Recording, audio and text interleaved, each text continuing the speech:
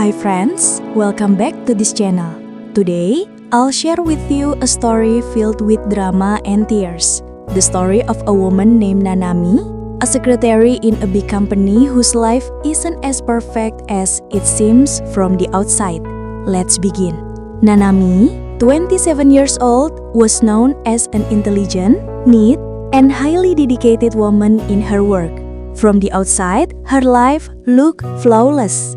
Elegant office outfits, branded bags, shining heels, and always confident in her appearance. Her coworkers often felt envious knowing Nanami earned 3 times more than regular employees. But behind it all, there was a big secret no one ever knew. Nanami wasn't just a secretary. Her job was far heavier than people imagined. She always had to be there for her boss even outside of office hours. From accompanying him to dinners with clients, handling personal matters, to things that often made her feel trapped. None of it was her choice. It was her burden. Why? Because Nanami needed money. Her mother was gravely ill back home, medical bills piling up every day. Her younger brother still needed tuition and living expenses for college. Nanami couldn't stop. She had to be strong. She had to keep going, even though her heart was constantly breaking. Every time she came home to her luxury apartment, Nanami would stare at the ceiling with empty eyes. Tears rolled down her cheeks uncontrollably. Is this the only way? Do I really have to sacrifice myself for all this? She whispered to herself. But whenever she doubted, she remembered her mother's fragile face in the hospital bed smiling weakly to encourage her. That was the only reason she couldn't give up. At the office, Nanami looked strict and professional. But inside, she was fragile. Many nights she couldn't sleep, just lying awake thinking about her life's path. If only I had been born into a wealthy family, maybe I wouldn't be like this, she whispered softly. But fate had already been written, and she could only endure it. The days felt long. Every step in the office corridor was heavy. Every call from her boss made her chest tighten. Not with excitement, but with fear of what else she might be forced to do. Yet, Nanami never refused. She was already too deep into it, because she knew the money she earned meant life for her family back home. Even so, Nanami began to realize something. Her life was no longer her own. She felt like a puppet being moved by circumstances. From the outside, she looked successful, but inside, she was just a lonely woman constantly sacrificing her own happiness. And that's where Nanami's greatest dilemma began.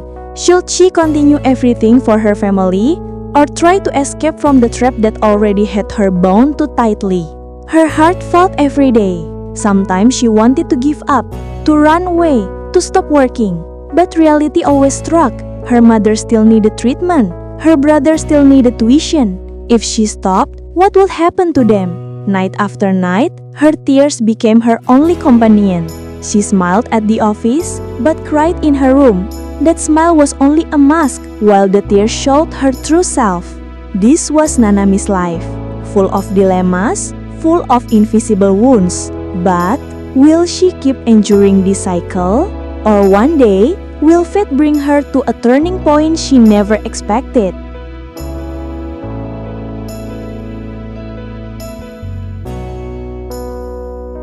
Days kept passing, and the burden Nanami carried grew heavier. Every time she came home from the office, her body was exhausted, her heart shattered, yet she never showed it to anyone. To her coworkers, Nanami was still the perfect figure, the boss's favorite secretary, the woman who seemed to have everything. They never knew that behind it all, there were tears she always hid. Nanami often stood in front of the mirror, staring at her own reflection. She asked herself, "Who am I really? Am I a strong woman or just a loser trapped by circumstances?" That question haunted her, especially when she remembered a message from her younger brother. "Sis, don't work too hard, okay?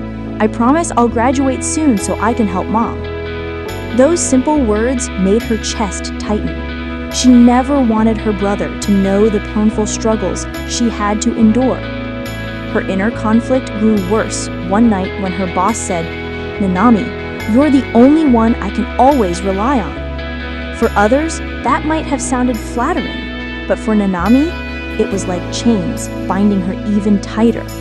She wanted freedom, but at the same time, she couldn't. She needed that job. She needed that money. Her life was no longer a choice, but a prison of obligations. As time went by, pressure after pressure made Nanami slowly lose herself. She could no longer tell what she did out of duty and what she did out of desire. Everything blurred together. She felt empty inside.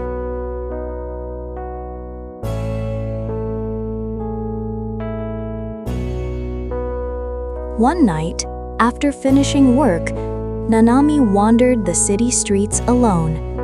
Street lights flickered, people laughed in cafes, young couples walked hand in hand, and there she was, standing all by herself. When was the last time I truly felt happy? She asked herself, but she couldn't remember. And yet, despite all the pain, there was still one thing that kept her going: her family.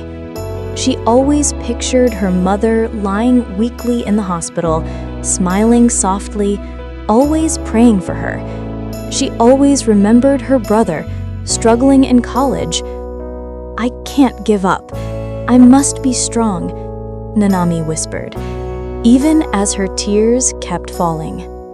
Day after day, Nanami found herself trapped in an endless cycle of suffering, but deep down, she kept a fragile hope that one day, all her sacrifices wouldn't be in vain, that one day, her mother would recover, her brother would succeed, and she could finally live for herself, free from chains, free from masks, free from the tears she always had to hide. This is Nanami's story, a tale of dilemmas, sacrifices, and invisible wounds. A story of a woman who was forced to sell her happiness for the people she loved. So friends, from Nanami's story, we can learn that life isn't always as beautiful as it looks. Sometimes, the people who seem the strongest on the outside are the ones hiding the deepest pain inside. If you enjoyed this story, don't forget to hit like, TM, share it with your friends, and most importantly, subscribe, bell, so you won't miss the next dramatic story. See you in the next one.